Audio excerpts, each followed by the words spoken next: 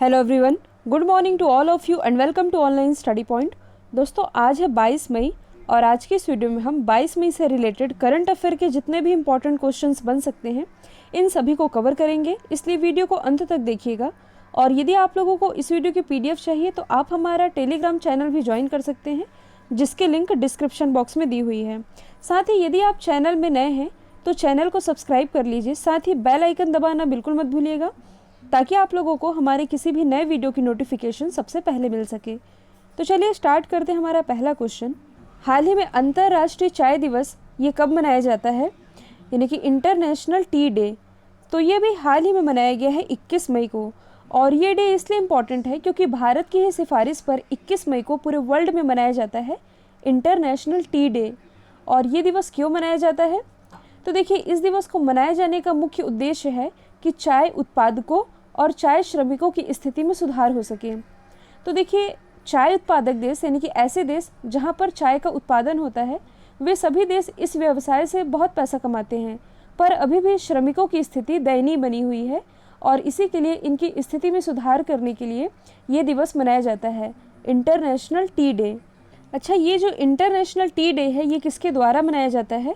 तो ये मनाया जाता है FAO के द्वारा, यानी कि फूड एंड एग्रीकल्चर ऑर्गेनाइजेशन के द्वारा।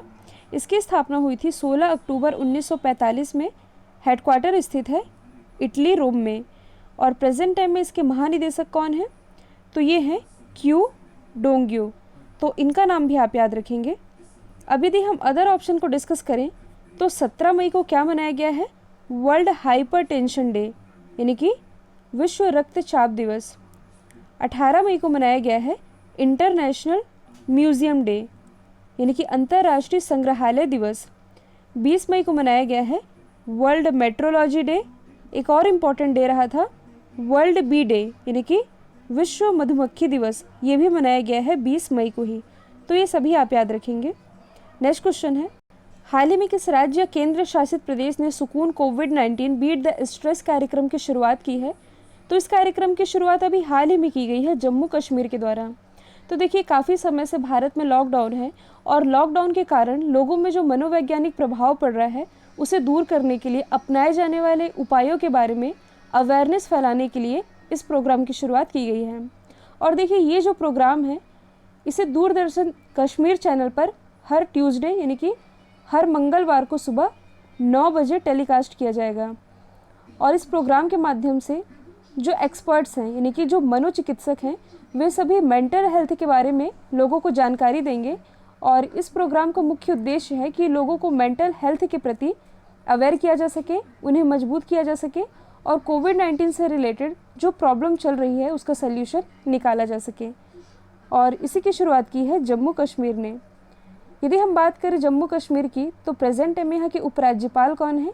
ये हैं GC मुर्मू, यानी कि गिरीश चंद्र मुर्मू। और कुछ समय पहले ही जम्मू कश्मीर के द्वारा निष्ठा कार्यक्रम की शुरुआत की गई थी। और अभी तक यदि आप लोगों ने ऑनलाइन स्टडी पॉइंट के GK ब्रह्मास्त्र PDF को परचेस नहीं किया है तो परचेस कर सकते हैं। ये जो PDF है, इस PDF में आपके आगामी एग्ज़ाम के पॉइंट ऑफ व्यू से सारे इंपॉर्टेंट टॉपिक कवर कराए गए हैं। इसमें हिस्ट्री, पॉलिटी, जियोग्राफी, इकोनॉमी और करंट अफेयर के सारे टॉपिक कवर हैं, जो कि आपके आने वाले सभी एग्ज़ाम के लिए इम्पॉर्टेंट है। तो इसे आप परचेस कर सकते हैं। नेक्स्ट क्वेश्चन है, हाल ही में नाबार्ड का अगला अध्यक्ष ये किसे नियुक्त किया गया है? तो नाबार्ड का अगला अध्यक्ष अब बन गए हैं गोविंदा राजुलू चिंटला। और जो गोविंदा राजुलू चिंटला है इन्होंने रिप्लेस किया है हर्ष कुमार भनवाला को, यानी कि ये हर्ष कुमार भनवाला के स्थान पर नाबार्ड के अध्यक्ष बन गए हैं। यदि हम बात करें नाबार्ड की तो यहाँ पर इसकी फुल फॉर्म बनती है national bank for agriculture and rural development. इसकी स्थापना कब हुई थी? 12 जुलाई 1982 में। हेडक्वार्टर स्थित है मुंबई, महाराष्ट्र में। यदि हम अदर ऑप्शन को डिस्कस करें तो दिलीप ओमेन, इनके बारे में मैंने आप लोग कल बताया था, ये बनाए गए हैं इंडियन स्टील एसोसिएशन के नए हेड। जो राजेश गोयल हैं ये बन गए हैं नारेडको के नए हेड। यहाँ पर नारेडको की फुल फॉर्म बनती है, फुल फॉर्म है national real estate development council. इसके अध्यक्ष बने हैं राजेश गोयल। नेक्स्ट क्वेश्चन है, हाल ही में किस राज्य ने मी अन्नपूर्णा पहल की शुरुआत की है? तो इसकी शुरुआत अभी हाल ही में की गई है महाराष्ट्र में, और महाराष्ट्र में इंटीग्रेटेड रिस्क इंश्योरेंस के द्वारा मी अन्नपूर्णा पहल की शुरुआत की गई है। देखिए, ये जो टर्म है मी अन्नपूर्णा, इसका सिंपल सा मतलब है बेसिकली फार्मर्स के लिए ये स्टार्ट की गई है ताकि उनकी इनकम बनी रहे। आप सभी जानते हैं कोविड-19 के दौरान हर वर्ग प्रभावित रहा है, चाहे वह मजदूर वर्ग हो, चाहे किसान वर्ग हो, चाहे व्यापारी वर्ग हो, और मी अन्नपूर्णा पहल ये स्टार्ट की गई है फार्मर्स के लिए। कहाँ से स्टार्ट की गई है? महाराष्ट्र से। तो इसके बारे में जान लेते हैं। महाराष्ट्र की कैपिटल है मुंबई, जो कि टैप वाटर रैंकिंग में पहले स्थान पर रही थी। 7 टापुओं का शहर ये कहा जाता है मुंबई को ही। मुंबई में ही स्थित है NSE और BSE का हेडक्वार्टर, यानी कि नेशनल स्टॉक एक्सचेंज और बॉम्बे स्टॉक एक्सचेंज। जो महाराष्ट्र है, यहाँ के 2 प्रमुख लोक नृत्य हैं, तमाशा और लावनी, जो कि अक्सर एग्जाम का पार्ट बनते हैं, इसलिए आप लोगों को याद रखना है। नेक्स्ट क्वेश्चन है, हाल ही में विश्व स्वास्थ्य संगठन यानी कि WHO के अगले कार्यकारी बोर्ड के अध्यक्ष के रूप में किसे नियुक्त किया गया है? तो ये भी हाल ही में नियुक्त किए गए हैं। प्रेजेंट टाइम में हमारे केंद्रीय स्वास्थ्य मंत्री हैं जो डॉक्टर हर्षवर्धन। तो ये भारत के लिए काफ़ी गर्व की बात है। और जो डॉक्टर हर्षवर्धन है, ये किन्हें रिप्लेस करेंगे? ये रिप्लेस करेंगे डॉक्टर हिरोकी नकाटनी को, जो कि जापान से हैं, और इन्हीं का स्थान लेंगे डॉक्टर हर्षवर्धन। देखिए, WHO का जो कार्यकारी बोर्ड है, इसमें 34 मेंबर होते हैं, और इसी 34 मेंबर के हेड बनाए गए हैं डॉक्टर हर्षवर्धन। डॉक्टर हर्षवर्धन की कॉन्स्टिट्यूंसी क्या है? चांदनी चौक, दिल्ली।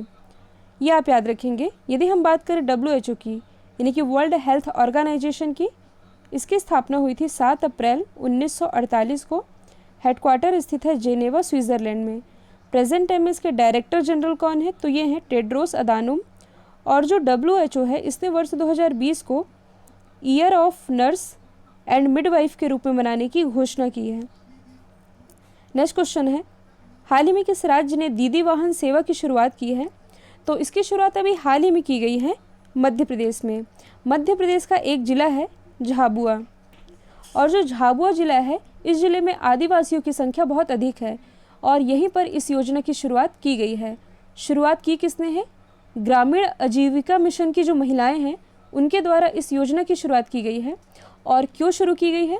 तो देखिए, आदिवासी एरिया में जो प्रेग्नेंट वुमेन रहती हैं, तो उनकी प्रेगनेंसी के दौरान सेफ डिलीवरी के लिए इस कार्यक्रम की शुरुआत की गई है, यानी कि इस योजना की शुरुआत की गई है, ताकि उन्हें किसी भी तरह की इमरजेंसी आती है तो उनकी हेल्प की जाएगी इस योजना के माध्यम से।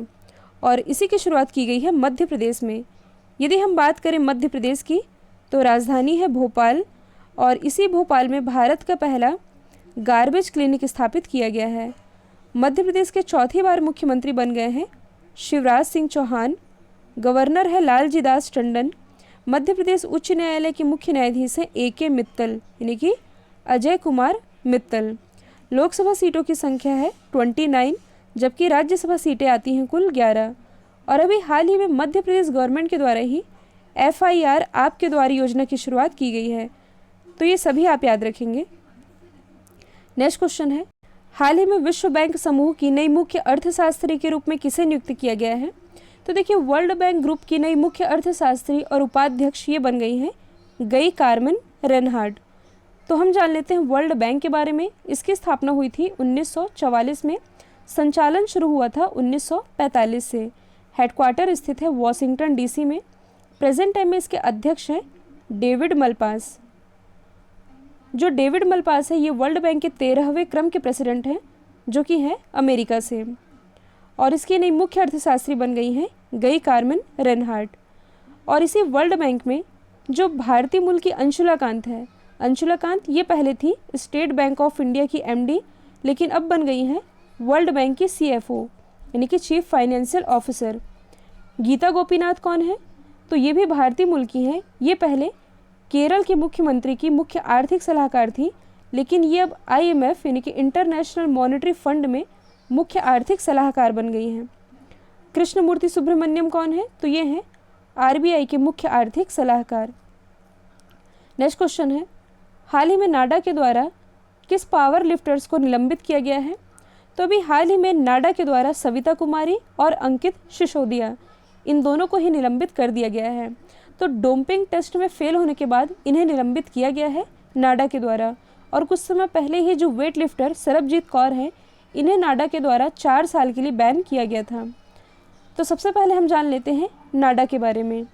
नाडा यानी कि नेशनल एंटी डोपिंग एजेंसी, इसकी स्थापना हुई थी 24 नवंबर 2005 में। हेडक्वार्टर स्थित है नई दिल्ली में। और कुछ समय पहले ही जो बॉलीवुड अभिनेता हैं सुनील शेट्टी, इन्हें नाडा का ब्रांड एम्बेसडर भी बनाया गया है। जैसे कि राष्ट्रीय स्तर पर होता है नाडा, वैसे ही अंतर्राष्ट्रीय यानी कि वर्ल्ड लेवल पर होता है वाडा यानी कि वर्ल्ड एंटी डोपिंग एजेंसी, और इसका हेडक्वार्टर स्थित है मॉन्ट्रियल, कनाडा में। तो इस क्वेश्चन से आप लोगों को ये याद रखना है कि जिन खिलाड़ियों को निलंबित किया गया है ये किस खेल से रिलेटेड है। नेक्स्ट क्वेश्चन है, हाल ही में चाइना ने किस देश के निर्यात पर 80% का टैरिफ लगाया है। तो अभी हाल ही में चाइना ने ऑस्ट्रेलिया के निर्यात पर 80% का टैरिफ लगा दिया है। तो देखिए, फिलहाल दोनों देशों के बीच जो पॉलिटिकल रिलेशन होते हैं वे ख़राब हो रहे हैं, और इसे आप तरह का ट्रेड वॉर भी कह सकते हैं।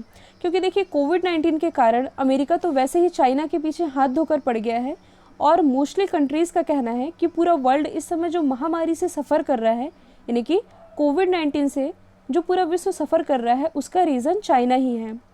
और चाइना के ऊपर कई तरह के आरोप भी लगते आ रहे हैं। और अब ये नई न्यूज़ सामने निकल कर आई है कि जो चाइना है इसने अब ऑस्ट्रेलिया के निर्यात पर 80% का टैरिफ लगा दिया है। तो अब हम जान लेते हैं ऑस्ट्रेलिया के बारे में। ऑस्ट्रेलिया की कैपिटल क्या है? कैनबरा। करेंसी है डॉलर। प्राइम मिनिस्टर है स्कॉट मॉरिसन।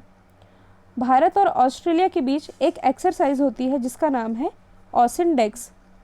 और इसी ऑस्ट्रेलिया में भारतीय मूल के जो वैज्ञानिक हैं एस वॉसन, इनकी अगुवाई में कोविड-19 की वैक्सीन तैयार की जा रही है। नेक्स्ट क्वेश्चन है, हाल ही में वीडियो के ज़रिए KYC स्वीकार करने वाला देश का पहला बैंक कौन बन गया है? तो ये भी हाल ही में बन गया है कोटक महिंद्रा बैंक। यहाँ पर ये जो टर्म लिखा है KYC, इससे आप क्या समझते हैं? इसकी फुल फॉर्म होती है नो योर कस्टमर। इस फैसिलिटी के बारे में आप लोगों ने सुना होगा। तो देखिए, कोटक बैंक में जो सेविंग अकाउंट है, यानी कि बचत खाता खोलने वाले जो कस्टमर हैं, उनके लिए इस सुविधा की शुरुआत की गई है। तो देखिए, इस सुविधा के माध्यम से जो कस्टमर हैं ये बिना किसी डॉक्यूमेंट के और बिना किसी सिग्नेचर के ओनली वीडियो कॉल के थ्रू अपने अकाउंट से रिलेटेड जो भी इंफॉर्मेशन है ये हासिल कर सकेंगे। तो ओनली वीडियो कॉल के थ्रू इस फैसिलिटी को अवेलेबल कराने वाला भारत का पहला बैंक बना है कोटक महिंद्रा बैंक। यदि हम बात करें कोटक महिंद्रा बैंक की, तो इसकी स्थापना हुई थी 2003 में। हेडक्वार्टर स्थित है मुंबई, महाराष्ट्र में। प्रेजेंट टाइम में इसके MD और CEO कौन है? तो ये है उदय कोटक। और कई बार एग्ज़ाम्स में बैंकों की टैगलाइन भी पूछ ली जाती है। तो कोटक महिंद्रा बैंक, इसकी टैगलाइन है लेट्स मेक मनी सिंपल। तो इसकी टैगलाइन भी आप याद रखेंगे। कल मैंने आप लोगों से पूछा था, हाल ही में किस देश के वैज्ञानिकों ने सुपर अर्थ की खोज की है? राइट आंसर था न्यूजीलैंड। अब आप लोगों के लिए आज का सवाल है, हाल ही में किस देश ने ओडिशा और पश्चिम बंगाल से टकराने वाले चक्रवात का नाम अम्फान रखा है? तो इसका आंसर कमेंट बॉक्स में दीजिएगा। और आज मैं फिर वही कहूँगी कि वीडियो को ज़्यादा से ज़्यादा लाइक और शेयर कीजिएगा। तो आज के लिए इतना ही। Thank you so much.